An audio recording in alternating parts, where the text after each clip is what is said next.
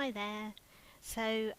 Yesterday I sat down and recorded a plan with me video for my monthly and my mood tracker. Worked through all of creating this, and it was a nice 10-minute video. And unfortunately, when I watched it back, the microphone was crackling. So I've switched microphones. And what I'll do today is talk you through these, but I've still got my daily highlights and gratitude pages to do, so they now become the plan with me. So my monthly, if I just flick back at my previous monthlies, I've tended to do something slightly different each month. So my first month, which I'm not happy with, really. I'm not a big on monthlies, to be honest, but September I have got quite a lot going on, so I wanted something that I could write in the boxes with everything that I've got going on. So my first monthly was this one, really simple. My second monthly just became pretty and something I didn't really use, to be honest. Then something a bit more functional for August, but the sideways thing I tried, but I'm not over keen on. So this month, in completing this page, I'm really happy with this. I have used craft card and a white gel pen and then I've inked off the edges on the title pages. I'm going to go with a bit of a theme, so each of the pages are going to have this month. And a bit of washi to finish as normal. As I've said in previous videos, I'm not artsy. I can't draw. It's as simple as that. And so I try and brighten up the page through other things, really. So my mood tracker, this was one that I saw on Pinterest, the honeycomb effect, and really liked that. My mood tracker last month was this, and really didn't, or hasn't so far, captured what I wanted it to. It's really difficult to see, when you analyse how many happy days, how many normal days, this doesn't feel right. So I'm hopeful that this will give me what I want from a mood tracker this month. But we'll try that out. So those were the two pages that I've done so far. Now I'm going to move on to daily highlights. So I like to capture just one line from each day. Again, if I show you the last couple of months. So that's this one, and very similar the month before, if I remember rightly, yeah. They're quite simple pages, to be fair. But again, I've prepared these titles, and so you can see that's craft card stock, white gel pen, and then I've inked off the edges with this one. So rather than have it at the top this time, I thought what I would do is put it in the middle, just for something different. So I'm going to glue this on. You just need a little bit of glue, really.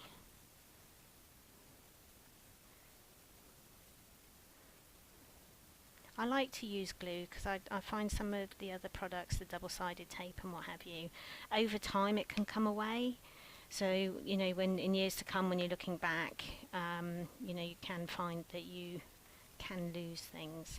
So, this one's going to go in the middle.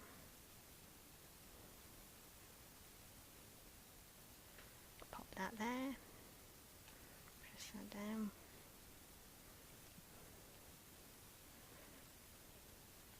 And while I've got the glue on the go, I'll put the gratitude title in at the top.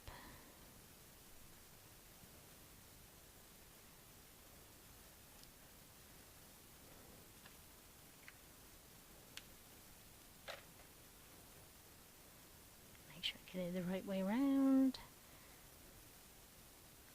This one's quite tight, actually. It's right on the edge of the page. So I'm going to make sure that one's right.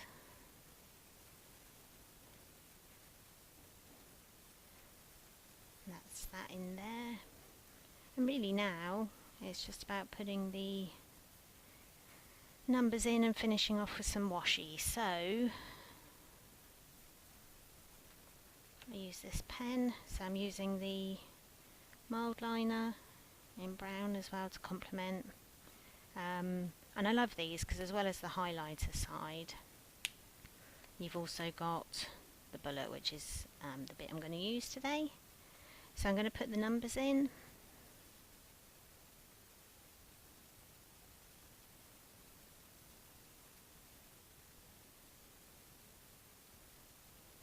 I have to concentrate when I do this because I end up skipping numbers. Does anyone else have that problem? So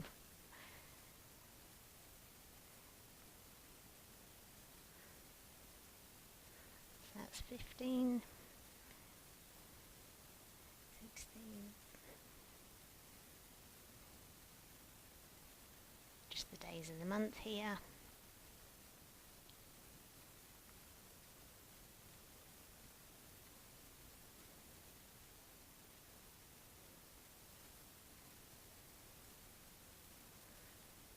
And 30, make sure it's September so I don't do 31. That's another thing that I seem to do fairly regularly. I nearly did it for June. And so daily highlights is just one line for each day that captures, and I really enjoy going back at the end of the month and reading through, and you kind of get those oh yeah moments when you remember what you've done. With gratitude, I'm big on gratitude at the moment, and for me at the end of each day being able to capture that one thing in a couple of words really, of what you've been grateful for the day. So again, just putting the numbers in here for the days of the month.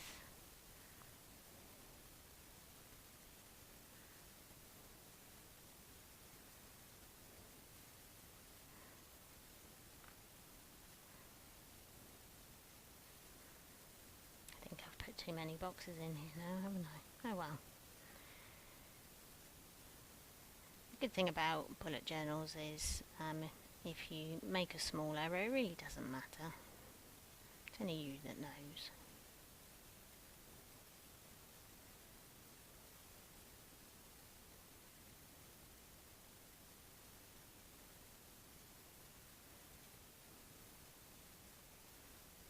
There we go, and I got a couple of boxes if I've got something else to write. So 2 really simple pages. I'm just going to finish off with a bit of washi on the bottom, which will match the previous pages. I do like my washi.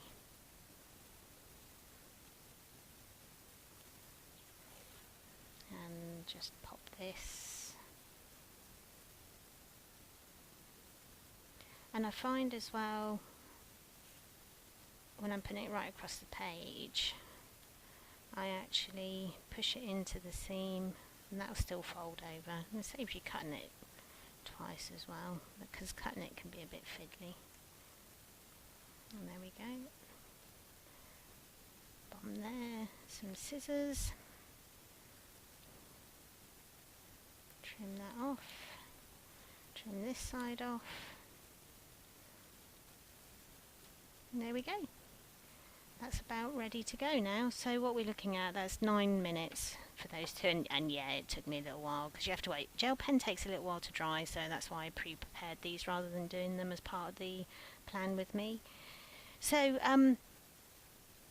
very simple. I'd almost call it minimalist. I'm maintaining a theme this month, which is the first time I've tried this actually, so we'll see how that feels once I get to the end of the month. I've got my sleep tracker and my habit tracker to do, and I'll do those in a separate video. So I hope you've enjoyed watching.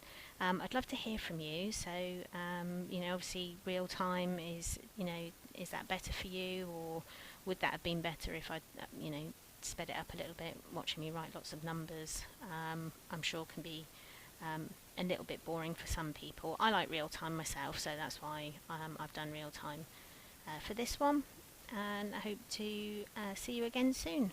Thanks for watching.